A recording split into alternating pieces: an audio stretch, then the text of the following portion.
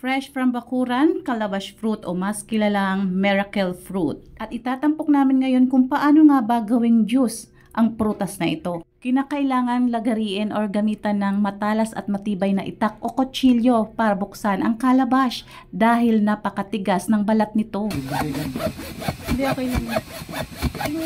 Kasi makikita natin kung ano loob eh. Ayan, bubukas na. Ayan, meron pa pala sa likod. Malakasang tulong ng ating tatay. Yan na. Nakita na dito. Yun! Yun! Ano ba nasa loob? Ayan, ang nasa loob. Yun. Baka dati ko ang kapana na. Hindi kailangan na ng tuwan. Ngayon lang ako nakakita niyan eh. Kailangan na ng kuwan, gulok. May tubig yan pa? Wala. Ay. Parang kuwan. O pahingi yung kuwan. Ang dami nag-aabang!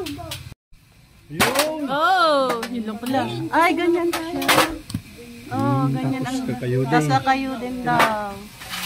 Yan pala ang miracle fruit na tinatawag. Ito ay calabash fruit. Kaya ito tinatawag na miracle fruit dahil sa taglay nitong mga benepisyo para sa ating katawan. Dahil nakakalunas ito sa mga iba't ibang uri ng sakit. Kahit nga po cancer ay nakakagamot ito. Next step guys ay kakayuri natin yung buong laman ng calabash fruit o mas kilala nating miracle fruit at ilalagay natin ito sa kaldero or malinis na kawali. Sa pagpili ng lulutuin ng calabash, dapat ang makuha nyo ay yung matured na calabash fruit. Dahil kung hindi pa, ay ang mangyayari nito ay mapakla po ang magagawa nating juice. Kaya dapat piliin ninyo sa pagluluto ay yung matured na prutas. Pagkatapos makuha ang laman, ay pakuluan ito sa isang kaldero o kawali at hayaang maluto ito sa loob ng 30 minutes to 1 hour.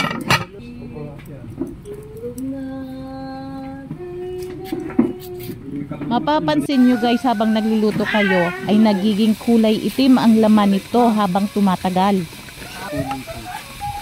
From white color, naging kulay itim na po siya habang niluluto natin. Magic. At pagkalipas ng isang oras ay pwede na itong ilagay sa isang strainer para mahiwalay ang laman sa katas.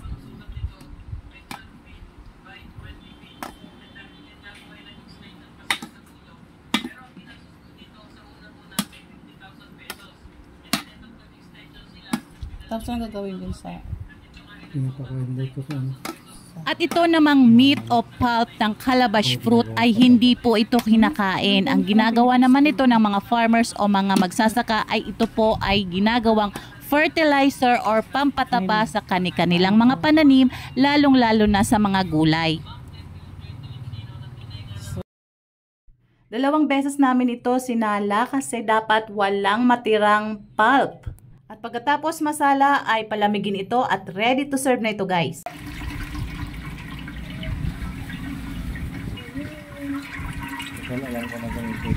Sa isang calabash na niluto namin, nakaproduce kami ng mga 3/4 liters na juice. Ay, yun, hilaw yun?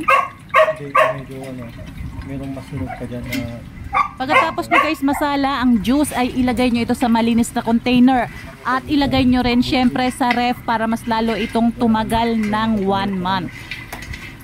Papalamigin yan tapos ready ni transfer sa bottle. Masarap po bang malamig pa? Matamis na ito, pwede ka na uminom yan. Kuha ka ng malit na kuha ka ng malit na baso-baso yung disposable lang.